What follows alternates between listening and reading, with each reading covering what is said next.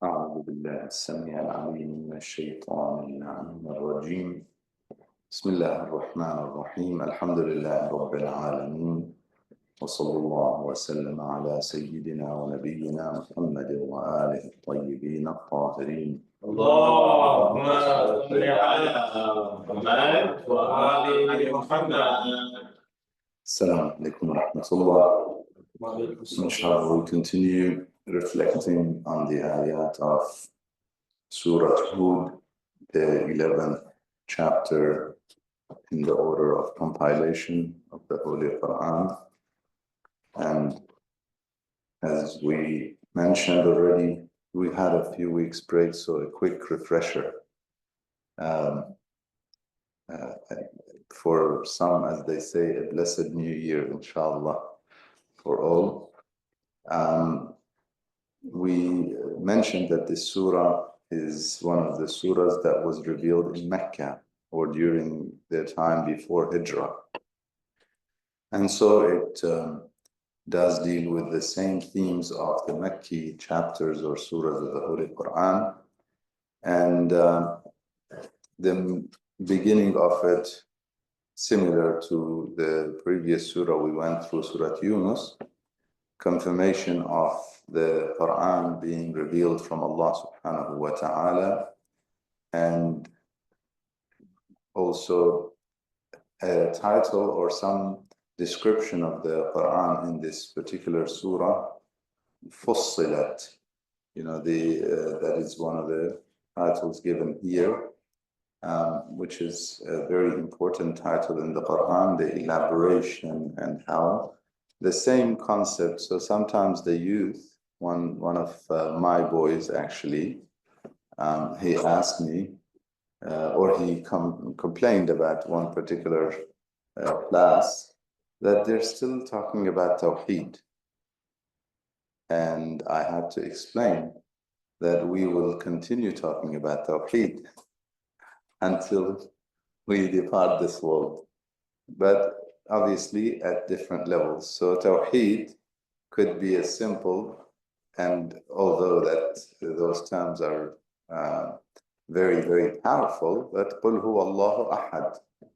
Okay, that's one. And then you have so many ayat in the Holy Quran. That's why Surah Al-Ikhlas is known as a third of the Quran, yes? So, قُلْ هُوَ اللَّهُ أَحَدٌ essentially is elaborated, فُصِّلَتْ أُحْكِمَتْ آيَاتُهُ ثُمَّ فُصِّلَتْ, elaborated in a third of the Holy Quran. How many ayat? Roughly 2,000. A third, it would be around 2,000 plus ayat, yes? So over 2,000 ayat are just elaborating on قُلْ هُوَ اللَّهُ أَحَدٌ or Surah Al-Ikhlas. So this is how Quran is. We have the very core principles, and it also elaborates. And there are so many depths. This is one of the beauties of the Holy Quran. A few reminders in the beginning: istighfar, return to Allah subhanahu wa ta'ala, making sure that we only worship Him, we don't worship anyone but Him. Allah ta'budu illallah. And if you did that in the past, وَأَنِ اسْتَغْفِرُوا رَبَّكُمْ, return to your Lord. You made mistakes in the past, whether because of jahiliyyah, as in the time that they had idols and they worshipped idols, or how would that apply to us? I know I'm going back a little bit, but how would that apply to us?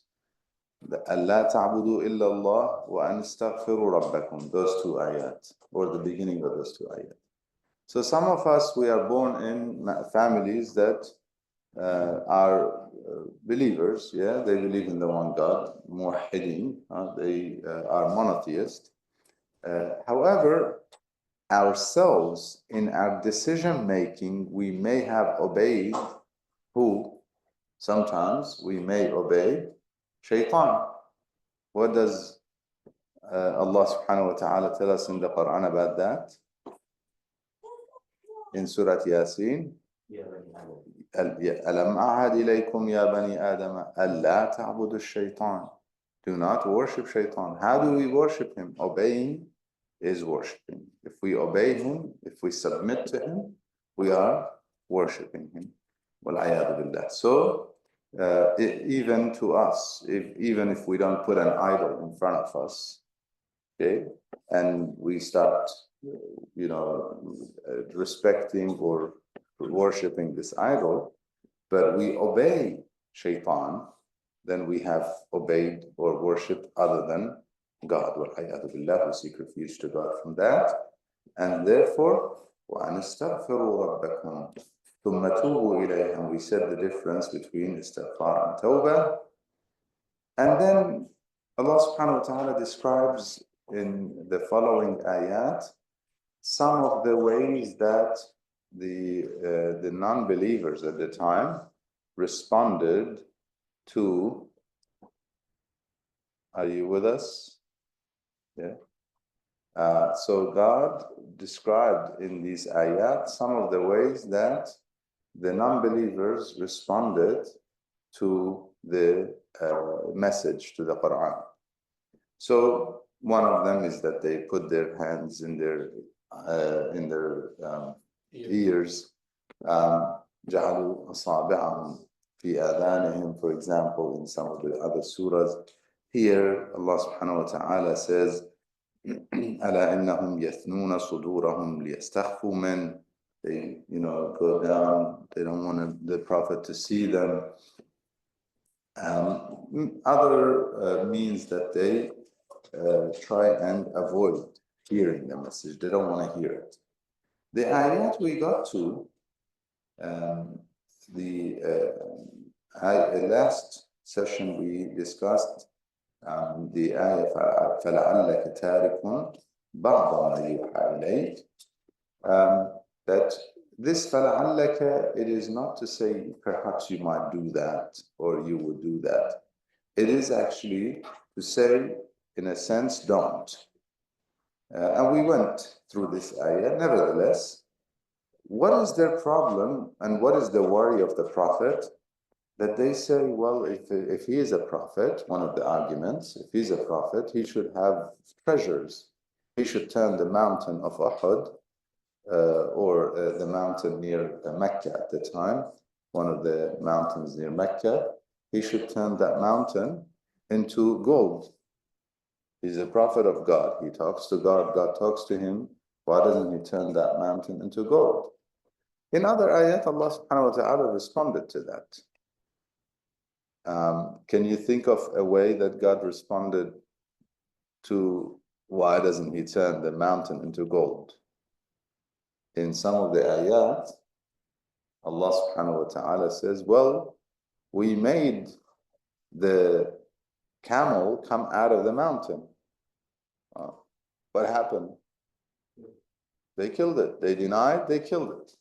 Okay, so just, I mean, if he gives in to them and gives them that kind of a clear sign, would they believe? God says, no, they did not. He gave examples in the Quran that we gave them clear signs, yet they didn't believe. So they say, أن يقولوا ما يوحى إليك وضائق به صدر أن يقولوا لولا أنزل عليه كنز أو جاء معه ملك. If an angel was always next to the Prophet, and people could see that this angel is somehow impersonates himself into some light, for example, or like the genie in the movies, you know, the genie comes out, and no, not a blue genie, maybe a white genie, a white malak, okay, coming out. Okay. If the Prophet was to walk with someone like that, there are two issues. One is the clear signs mean there's no respite. They deserve no time anymore, no chance. That's one. Secondly, before that, we gave you signs and you denied. People denied.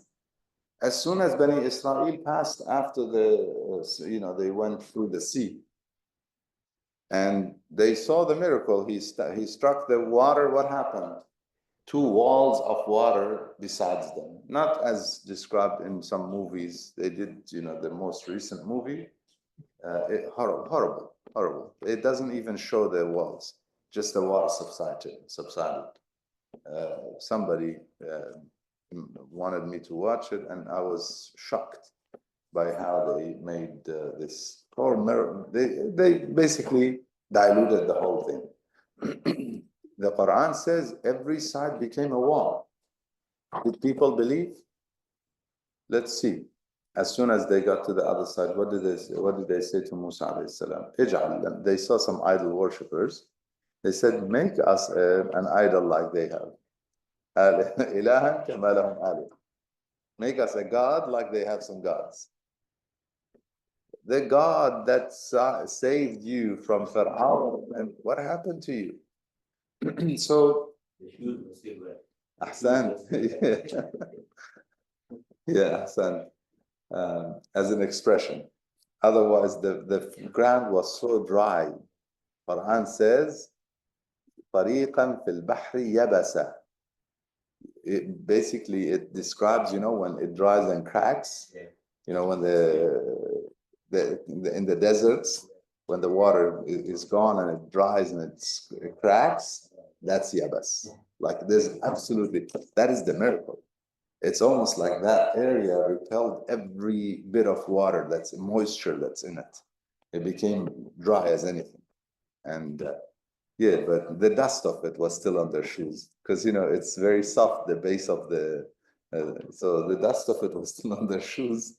And yet they immediately asked for a God to be made for them. So the fact that he's not walking with an angel and he doesn't turn the mountains into gold, or God doesn't send him treasures from the heavens, is not an argument to stand, because previous messengers, they brought all these things, and what he brought to them is something higher, and we'll come to that inshallah, something much deeper, something much more powerful.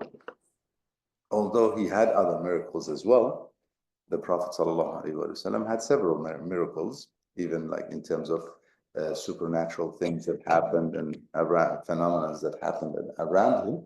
But what is most important was the Quran, and we'll inshallah come to that. Yes. Yes. So in regards to this, after seeing it, which is one of the very powerful ways of learning, we still deny it. Yeah. But for us, we have the message, we're trying, but we have to safeguard ourselves. Of course. From a big fear.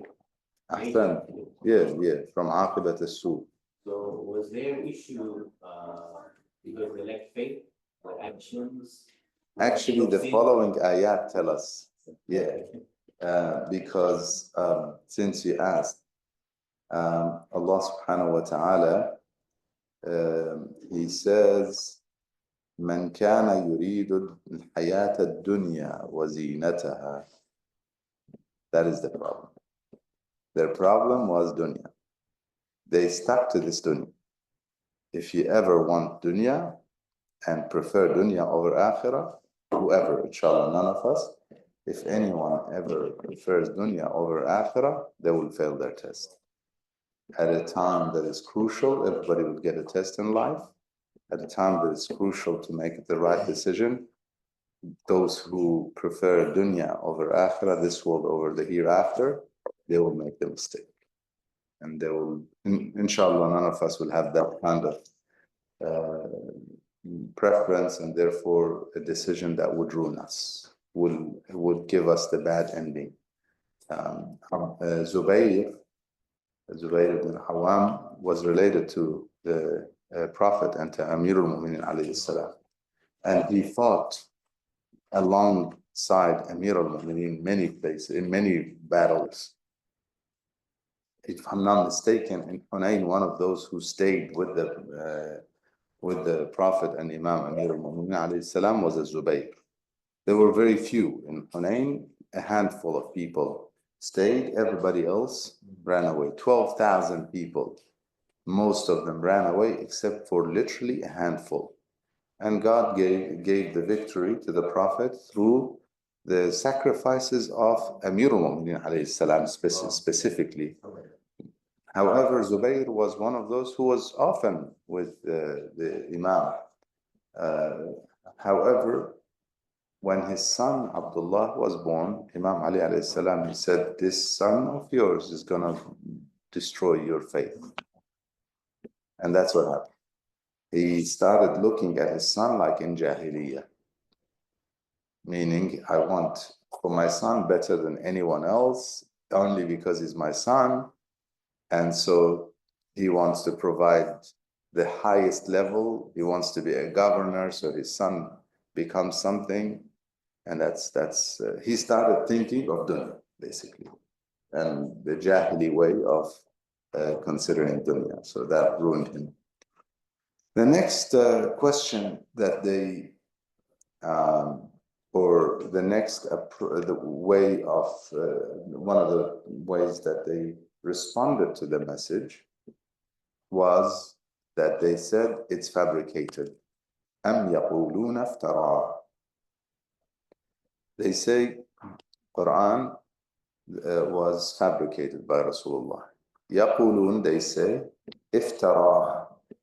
Iftara is he made up something. And iftarahu, he made it up. Meaning he made the Quran up. قل فأتوا بعشر سور مثله مفتريات وادعوا من استطعتم من دون الله إن كنتم صادقين.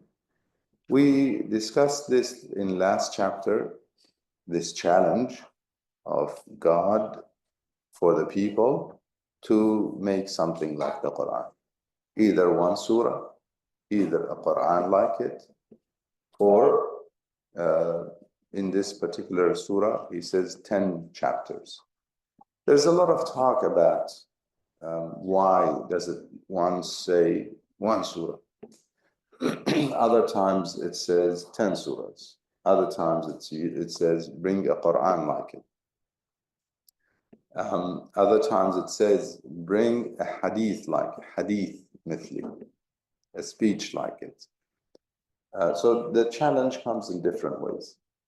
Some try and suggest that it first used the Quran. When they did not respond, then it said 10 surahs. When it did not respond, it said even one surah.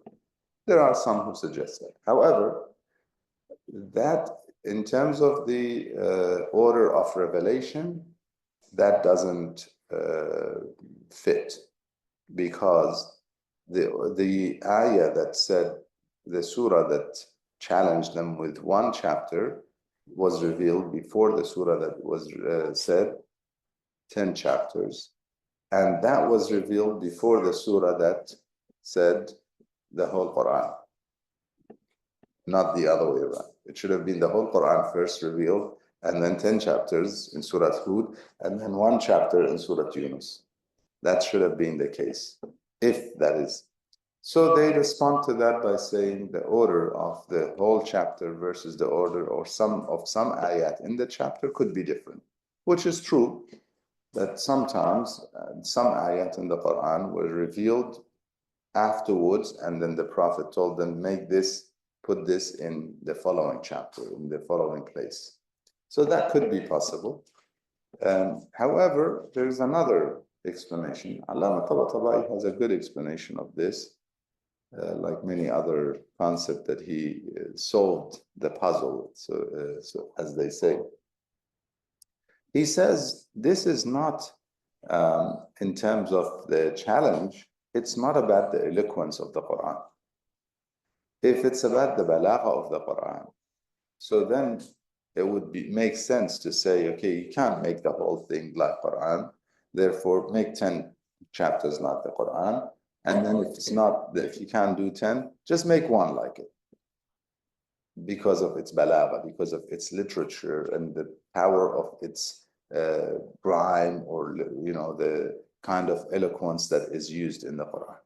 He says that's not what the Quran is. The Quran is a miracle on many levels. Yes, its eloquence is there, but there are other levels of miracle in the Quran. Scientific miracles of the Quran, the ethical miracles of the Quran, the spiritual, and the effect the Quran has on the hearts. You cannot replicate that. This is the word of God. It has an effect on the hearts. So this is where it's no longer a matter of how much can you make like it. So why the use of different amounts? He says when it comes to saying the Quran, it is not necessarily saying the Quran as in the entire Quran as we have it now, because at that time they didn't have the entire Quran as we have it now. It is, and sometimes Quran refers to parts of it as Quran. Sometimes the Holy Quran refers to parts of it, of itself, as Quran. So فأتوا لا يأتون بمثل هذا القرآن. لو اجتمعت الإنس والجن على أن يأتوا بمثل هذا القرآن لا يأتون بمثله.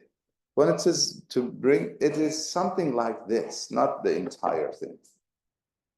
And so the only thing that would stand here is 10 verses 1. And here it's not to say, can you make 10 specifically? Okay. It is relevant to the power of the sequence of the ayat. So in that sequence of the ayat, being so powerful, he says, bring a surah like it. In this sequence of the ayat, bring 10 surahs like it. Okay. To give more emphasis there. Okay. Otherwise, it's not a matter of, if you couldn't make one Quran, make 10 chapters. If you can't make 10 chapters, make one chapter. It's not that kind of sequence at all. Because they just cannot make anything like the Quran. And that's so it is a general challenge, and there's no sequence in which these challenges were brought upon people. So then we go, we look at the next part of the ayah, where he says, وَادْعُوا مَنِ اسْتَطَعْتُم مِّن دُونِ اللَّهِ. Invite anyone you want besides God. This is actually very important, because this is telling us that the matter of the challenge is not about Arabic and eloquence. Because if you invite all the ins and jinn, are they all Arabic speaking? When you speak about different nations, قُلْ لَوْ اجْتَمَعَتِ الْإِنسُ وَالْجِنُّ, all of the humans were together and all of the jinn were together. Are they all going to speak in Arabic? Not necessarily. Yeah. So what are they going to make? So something like the Quran beyond the literature and the language, beyond that. And that is what the ayah is confirming. That even if they invite everybody besides God, they will not be able to bring something like the Quran. And then he says, إِن كُنتُمْ صَادِقِينَ. Your claim is that it's made up, it's fabricated. This end of the ayah is suggesting they know themselves that they are lying. They know that they're not telling the truth. In fact, history tells us that they were mesmerized by the Quran. They used to come and listen to the ayat of the Holy Quran, though they would hide.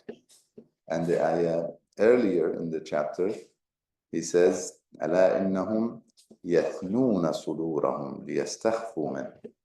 They used to hide and not want to be seen that they're listening to the ayat of the Holy Quran. So they knew that this is not something that they're familiar with, that this is not something that Prophet Muhammad ﷺ was capable of bringing himself. Not even their best poets and their top experts in the language were capable of coming up with anything like it or close to it. And this prophet, who had never written anything before the Quran, never. So, and that was specifically a miracle from God, so that people don't accuse him of being a linguist, a poet, a scholar, and studied under certain people, and now he's writing his own. No. So this was clear to them. And so, in kuntum sadiqeen is suggesting that they are not telling the truth by saying, am yaquluna iftara. If you're telling the truth in your statement, then do this. And since they're not doing it, they're not telling the truth in their statement. So that statement could be both. Kidb, as in Arabic we call it al-kidb al-mukhbiri or al-kidb al-khabar. The news is a lie, or the teller is a liar. In this case, it seems like the ayah is suggesting that the teller of the news is a liar.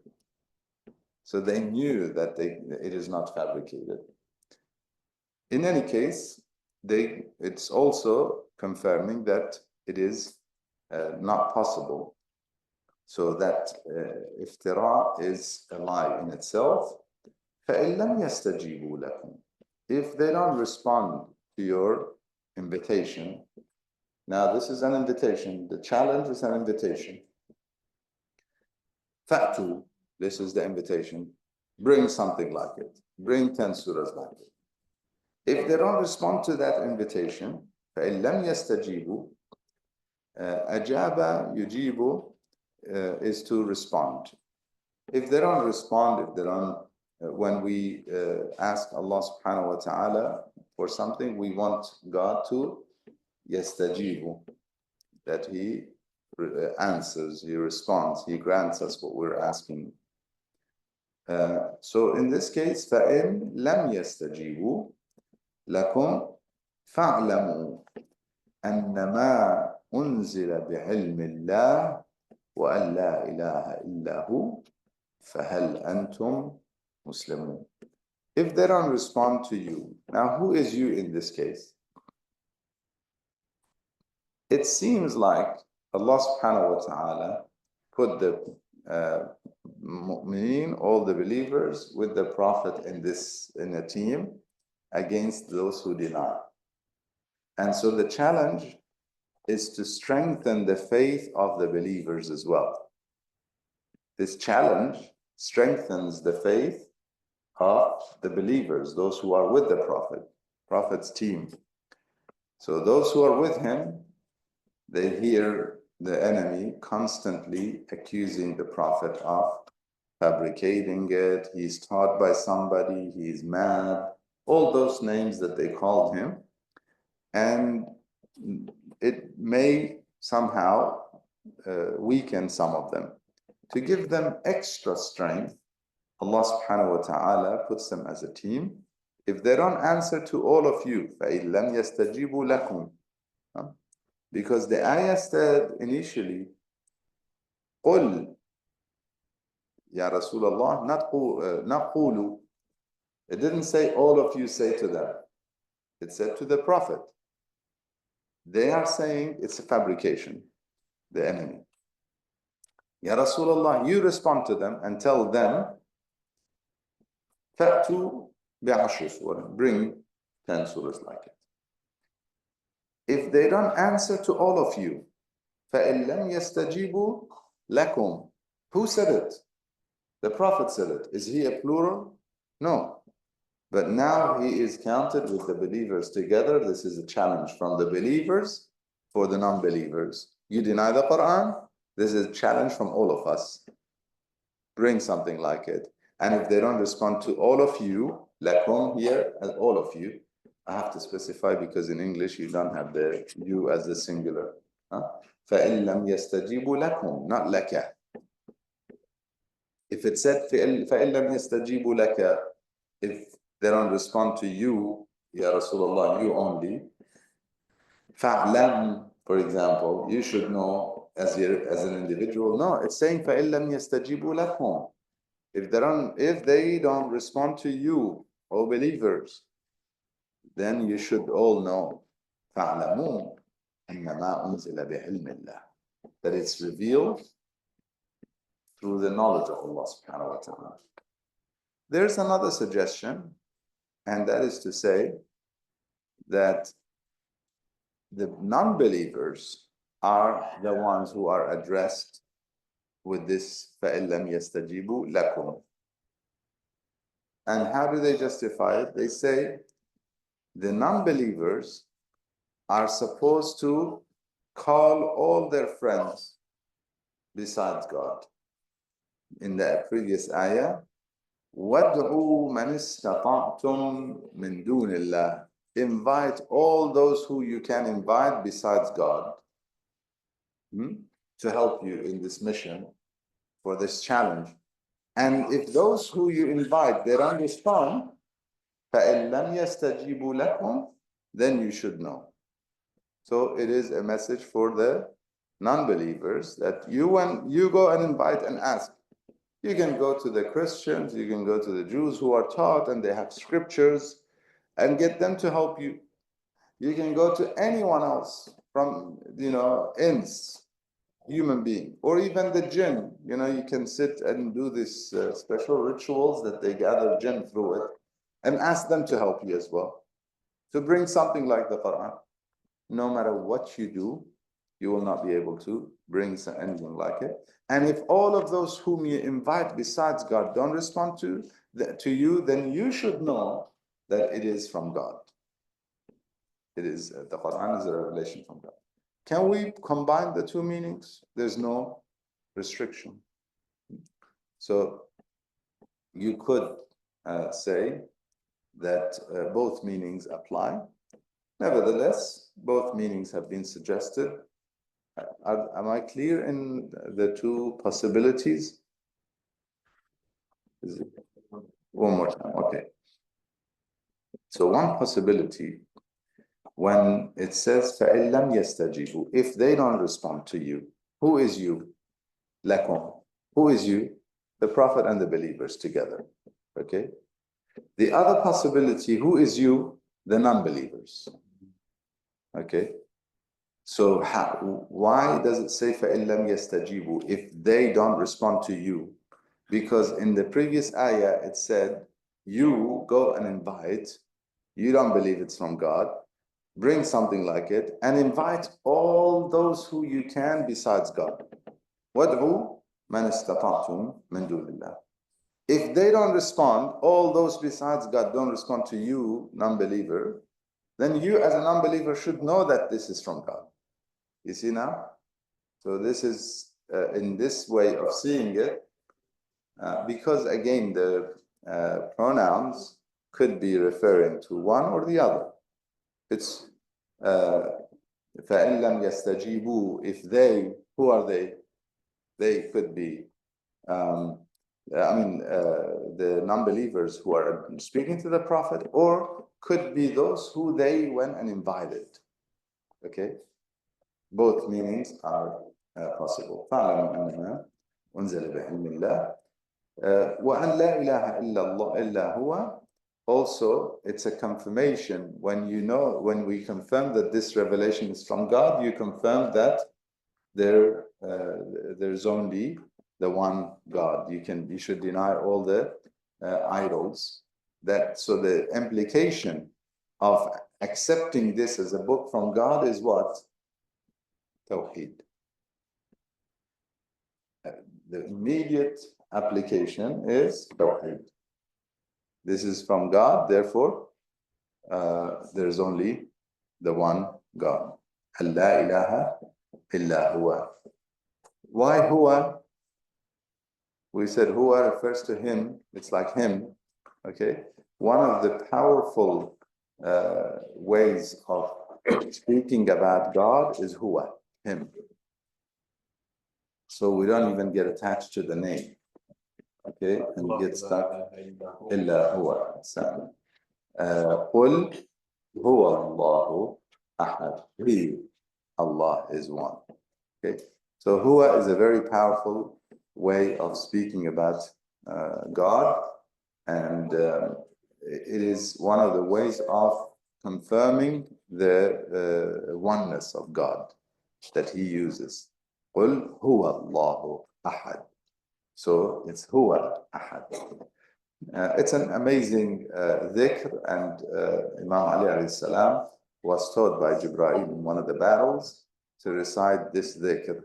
Ya huwa ya man la huwa illa hu. Ya hu ya man la huwa illa hu. Ahsan. In namaz, when we say Assalamu alaikum wa rahmatullah, who is that kum that you're referring to?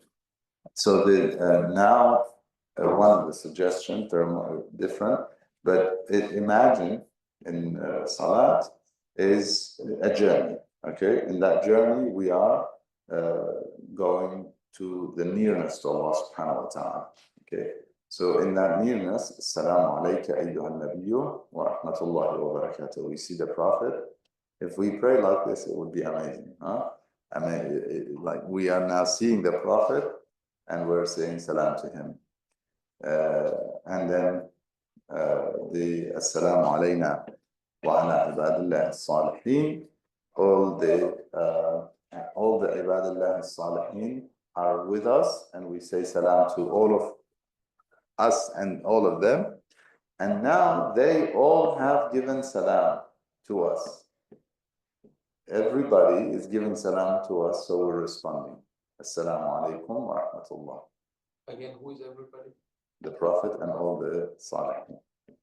Yeah, all the Assalamu alayna wa ala ibadillah as-salihin.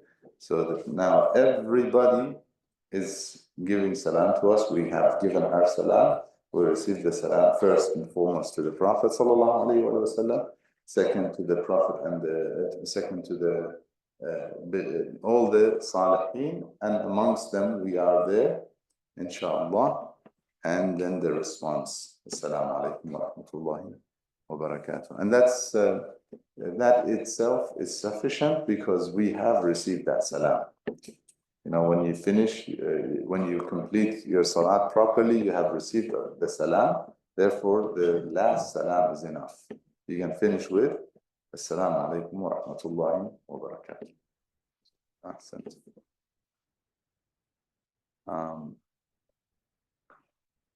So back to فهل وأن لا إله إلا هو فهل أنتم مسلمون. Also, sorry, the other suggestion for that is for the malaika. Yes. So the Prophet, the Salihin, and the malaika. That's another suggestion. But both could be accurate at the same time. فهل أنتم مسلمون. Now, you could not respond to the challenge. And you could not, all those who you invite besides God did not help you, did not do a thing for you. Would you submit? Now it's clear. Often in life, we realize we were wrong, but we don't want to admit. Why? What is the problem? Ego. Ahsan, ego. Okay. And that is a problem from small family issues and family affairs to big community affairs to the biggest human being, affair, humanity affairs. In all these levels, the same problem applies. So in a family, one realizes they were mistaken. They don't want to admit it. Why? Because it's me, ego. In a community, they make mistakes. They don't want to admit it. They'll make the next mistake to fix the first mistake, and then the third mistake to fix the second mistake. And they'll go in a series of mistakes, and they never get it right. Why? Because they don't want to admit that they made a mistake. And that's what many, many of us humans do, and therefore we don't submit. Allah subhanahu wa ta'ala says, now you realize you were challenged, you made accusations, that was a mistake. أَمْ يَقُولُونَ افْتَرَاهُ. That was a mistake, big mistake. You made the accusation, a challenge was put forward. You failed the challenge, which proves that this is from God. فَاعْلَمُوا أَنَّهُ أُنزِلَ بِعِلْمِ اللَّهِ. That it is revealed through the knowledge of Allah subhanahu wa ta'ala. And there is no God. وَأَن لَا إِلَهَ إِلَّا هُوَ. Will you submit? فَهَلْ أَنْتُمْ مُسْلِمُونَ. Will you accept? Will you submit? In most cases, people don't because of nafs. That's why the hadith says, أَعْدَى عَدُوُّكَ نَفْسُكَ الَّتِي بَيْنَ جَنْبَيْكَ. Your worst enemy is your own nafs within you. Does not allow you to grow. Why worst enemy? Nafs, when ego is there, it blocks us from advancing. It blocks us from learning. It blocks us from growing. It blocks us from a spiritual journey to Allah subhanahu wa ta'ala. And the amazing thing is, throughout this, nafs claims that it is protecting who? Us. Yeah? Nafs plays a game on us.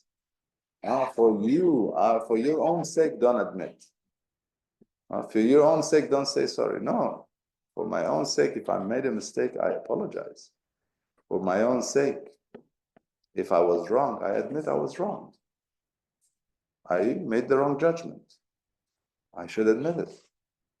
And when I admit that, then I can correct rather than justify and then make more mistakes and commit more sins in some cases.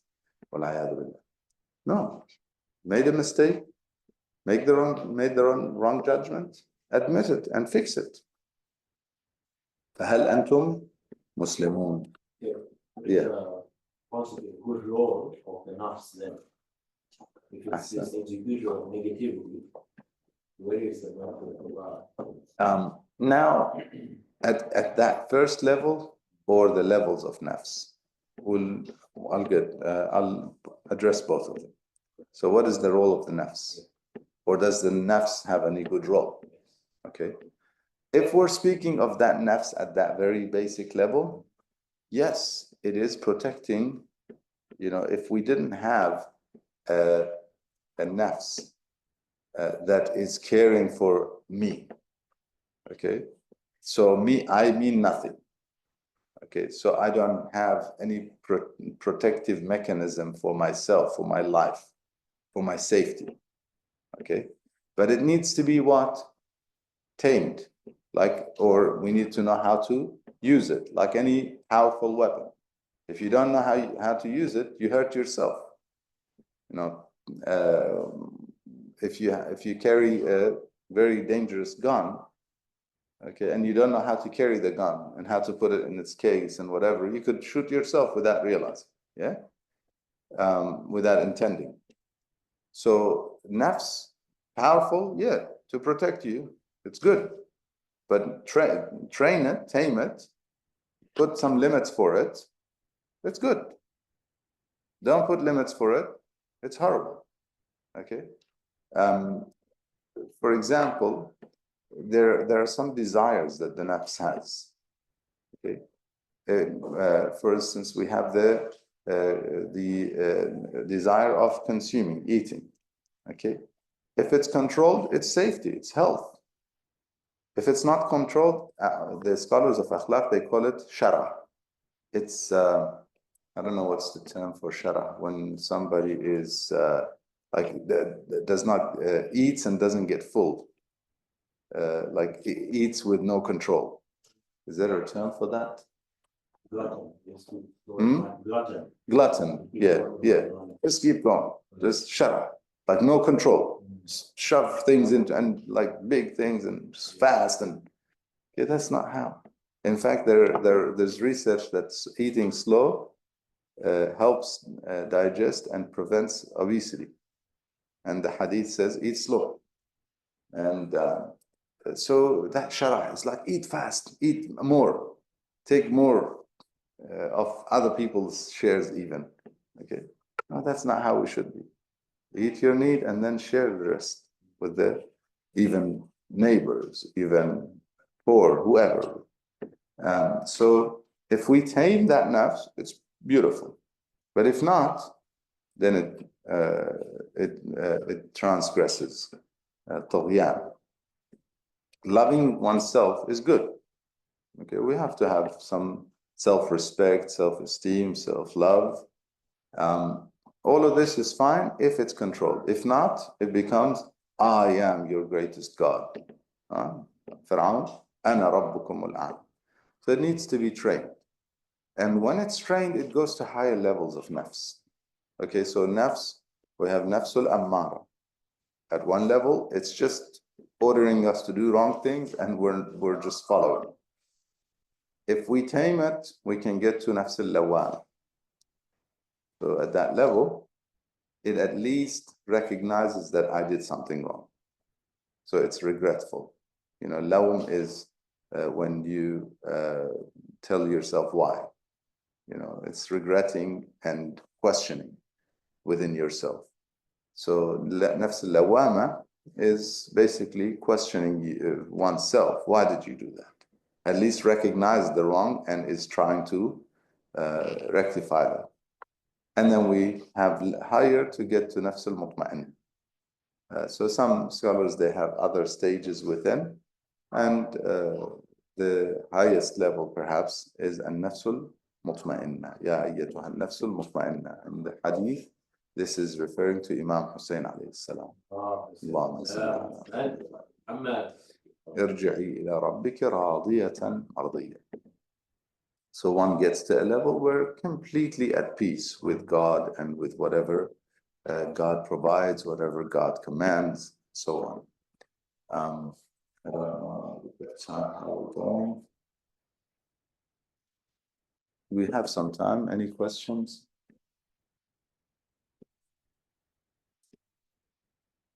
So continuing, فهل أنتم مسلمون? The question is, would you submit? And we said the biggest barrier for submission is our nafs and ego. من كان يريد الحياة الدنيا. We briefly discussed that when you had that question. So what is the problem with people that they don't submit? Literally here. فهل أنتم مسلمون? Will you submit? But what is the problem? Why people would not submit? Because they prefer dunya. من كان يريد الحياة الدنيا وزينتها نوفي إليهم أعمالهم فيها وهم فيها لا يبخسون. Whoever wants the life of this world and the ornaments and the beauties of this world, if that's all they care about, then we will give them the rewards, or we will give them the results of all their deeds. نوفي إليهم أعمالهم فيها. In it, here. We'll give them the reward فيها. In it, in this world. And they will not be oppressed, or none of their a'mal will be diminished from them. They will be rewarded for every. Bakhs is when you shortchange someone. Okay, so they will not be shortchanged. I don't know what do they use in translations there. The end of this ayah.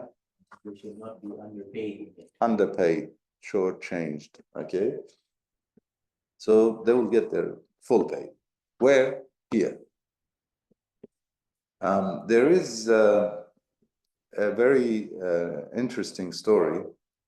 Maybe if the youth can be brought, I can share the story. It would be good for them as well. In fact, I think we will finish with this ayah and this story. It's a beautiful story, and I often respond to many people's question or queries about the justice of Allah subhanahu wa ta'ala with this story. This one story answers many, many questions. Yeah. Can you translate this word believe? Because in the previous surah, when we were doing Yunus, the word irada is coming from the same root word. Yeah, yurid is the desire to want. Yeah.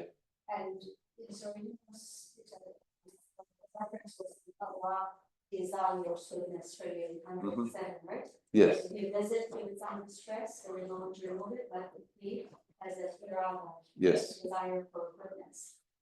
And your explanation was really good, where you said that Allah always desires goodness for us. Mm-hmm. But then I came across this word again in Surah Hud, where it's talking about Allah not changing the affairs of the community, right? Allah, وَلَا يُغَيِّرَ اللَّهُ unless they change it themselves. themselves, yes. There it says that, and وَإِذَا أَرَادَ اللَّهُ بِقَوْمٍ سُوءٍ, so if Allah desires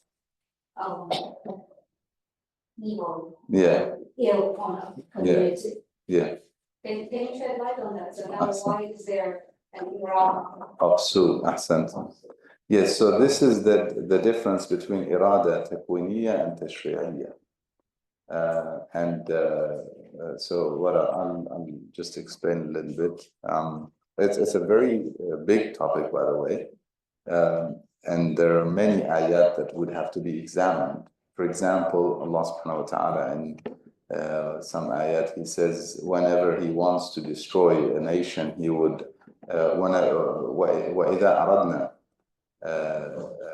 أَن نُهْلِكَ قَرْيَةً أَمَرْنَا مُتْرَفِيهَا لِيُفْسِدُوا فِيهَا. Then we would make the rich ones to create mischief in it. The ones who have abundance, extravagant, to create mischief. What is this irada? This irada is referring to the system that God created. Okay? This is referring to God's decree in the formative level. Okay, so in his system, he decreed that if certain things go in a certain way, they have certain consequences. That irada is takwiniyya. It is not that he has that as a something he desires for the people. Okay, yeah. So that is in short terms, that is the irada takwiniyya on the formative level. That's how he decreed it. Certain things have certain consequences. He tells us, don't go near this. Okay, don't listen to shaitan. Don't drink alcohol. You'll end up hurting yourself and hurting your family and hurting the society. Now, people drink alcohol. The irada of God in the formative level is that alcohol has that effect on the mind, and therefore one could do all these things. Okay, so he's not going to stop that irada unless in some some intervention, cases of intervention, but otherwise he decreed that this is how it is. You drink this, it's going to have this effect. You eat this, it's going to have this effect, and so on and so forth. It's like poison. Okay? Don't take poison. That's his irada in the formation of this universe, is that these substances, they kill, they cause, or this nuclear thing has so much power. If you use it as a bomb, it's going to kill millions of people. We cannot blame it on God, although it was his irada that this has so much power. Okay? So it's irada takwiniyya. What is tashri'i? Tashri'a is when he gives this as a law. Okay, takween is when it's a physical law. Okay, takween versus legislative. Okay, tashri'a is legislation. When he makes it a legislation, that this is the law. Okay.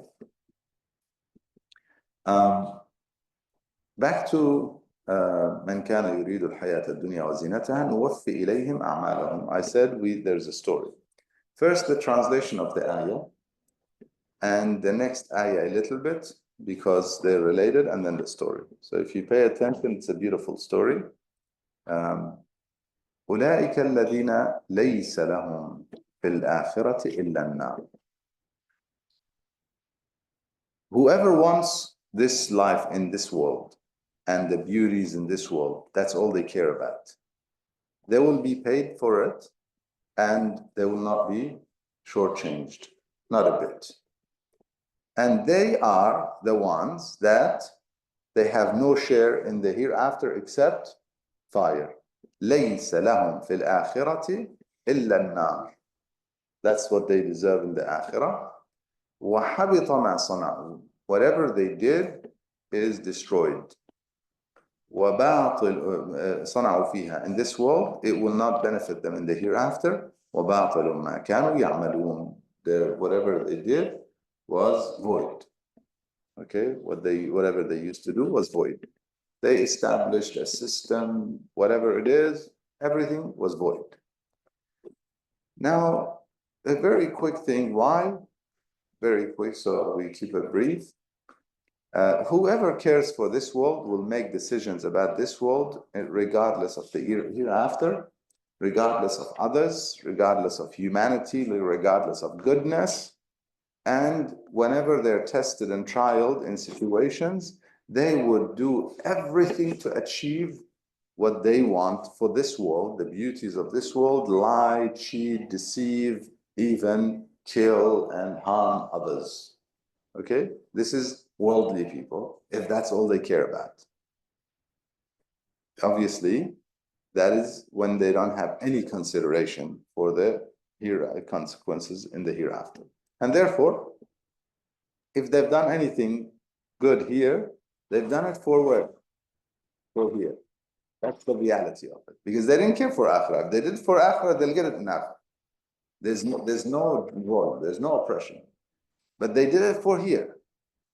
They did it because they realized, I remember one of my professors in Sydney University, he said, in my neighborhood, they realized that they should cut the grass of the neighbor when he goes out of town and pick up their newspaper Why? Because they realized that way they keep their neighborhood clean and it would repel thieves because the thief would not realize that this house is empty, so now we can rob it. What happens? The neighborhood is nicer, they're living nicer here. What happens? The process of that neighborhood goes up because there's no theft.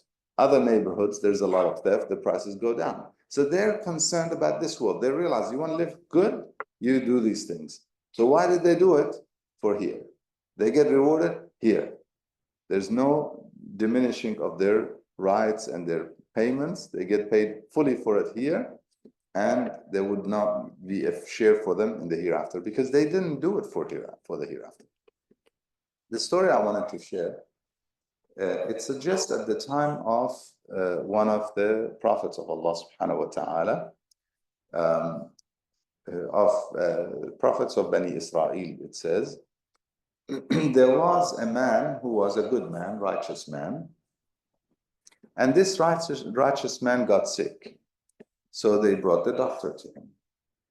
And the doctor realized that he needs some fish, as there's some nutrients in that fish that cures his disease. Now, what it could be, with Allahu Alam, but that's what the doctor determined. They used to use a lot more natural remedies that have minimal side effects. So he suggested that bring him this fish and he will be fine. And he told them, you guys are lucky because this is the season for this fish. So he should be able to get the fish. So the children went to the fisherman and they said, our father is sick, we need this fish desperately. They said, oh, you guys are lucky, this is the season for it. We'll get him the fish. So they went, they came back. Unfortunately, today we did not get this particular fish that the doctor prescribed. The next day, the day after, it kept going until the man passed. He died. This righteous man who was prescribed this fish died. He was sick for a while, struggled with his disease for a while, and then departed this world.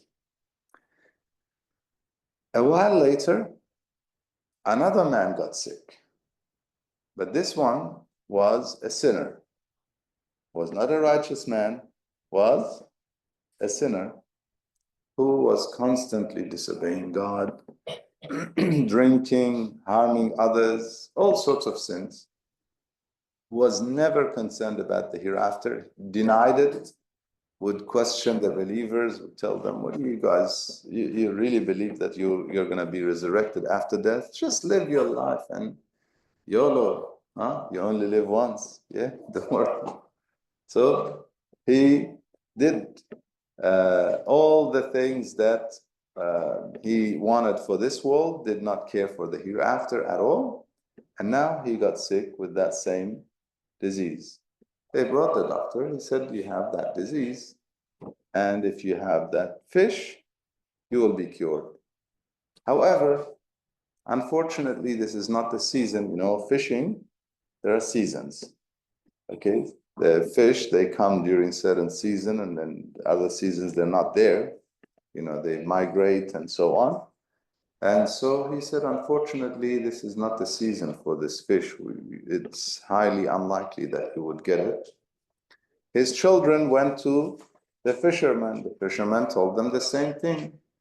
This is not the season, but we will try. They went to the sea, and that first day, they got that fish, and they brought it back. And they gave it to the family gave it to the sick person, and he was cured. He was fine. What happened? As a result, some of the believers were shocked and confused. What happened there? The good one in the season could not get the fish, and he died from that disease. He struggled with it until he died. And this sinner that we called all sorts of names, we shouldn't call names, should we? But this sinner He got the fish and was cured. And it wasn't even the season for the fish. So they went to their prophet. Thankfully, they had a prophet amongst them. Inshallah, we have the Imam amongst us. But they gave us all the answers already. This is why we are in a different situation. But he is protecting us, inshallah, and praying for us and guiding even. He is the Hadi and he is guiding, but indirectly. So they went to their prophet and they said, Ya Nabi Allah, O Prophet of God, this is the story. Can you explain?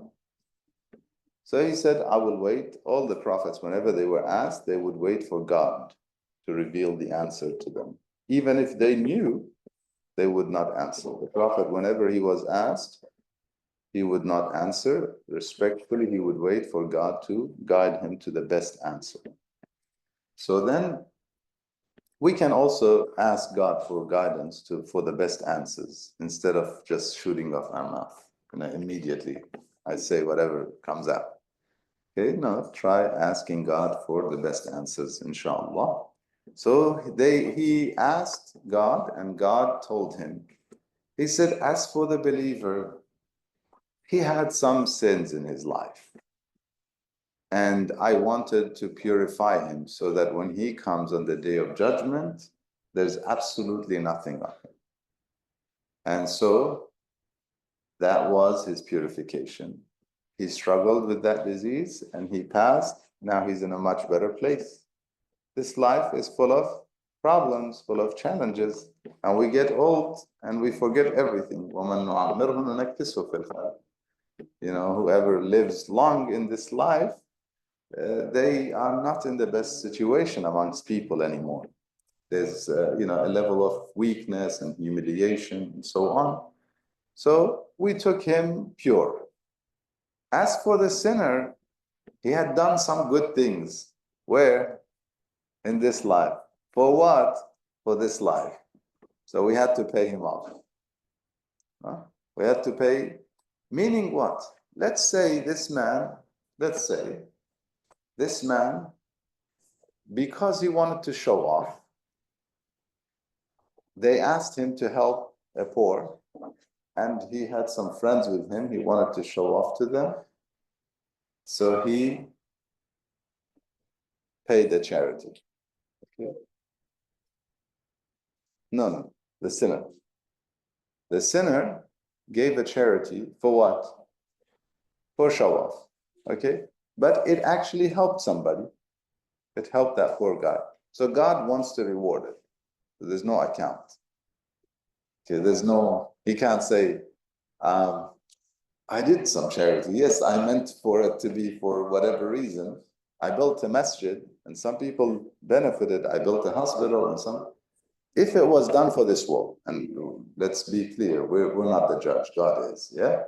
But if it was done for this world, if that's all they cared about, then God will pay them for whatever they did here. This is what this ayah is saying.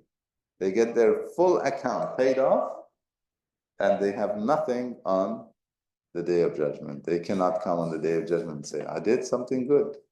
No, sorry. You did it for that world, you got paid for it. Thank you. So this is what these ayat are telling us, and this is the beautiful story that explains the struggling of the believers. Okay, if a believer is struggling, it's a purification, and it is raising of status sometimes. And whenever the non-believers are living extravagantly and good, don't you ever think that they're favored by God. They're being paid for anything here. Walhamdulillahi Rabbil Alameen. وصلى الله وسلم على سيدنا ونبينا محمد وآله الطيبين الطاهرين. اللهم صل على محمد وآل محمد.